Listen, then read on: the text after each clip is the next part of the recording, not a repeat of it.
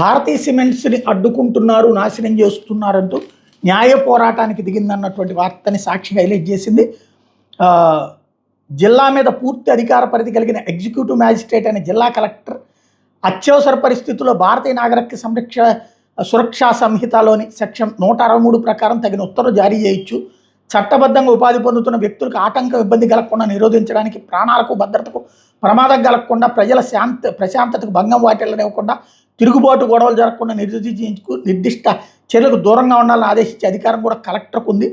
కానీ చంద్రబాబు ప్రభుత్వ కక్ష సాధింపు చర్యల మీద భారతీయ సిమెంట్ కార్పొరేషన్ న్యాయ పోరాటానికి దిగాల్సి వచ్చింది.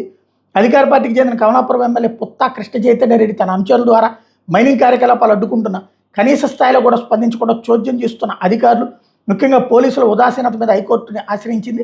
టీడీపీ గూండాలు గత 3 రోజులుగా రెయిన్బౌల్లో తిష్ట వేసి సున్నప్రాయ తవ్వకాలను అడ్డుకుంటూ తద్వారా ఉత్పత్తిని ఆపి కంపెనీని దెబ్బతీసేందుకు చేస్తున్న ప్రయత్నాల మీద హైకోర్టులో పిటిషన్ దాఖలు చేసింది.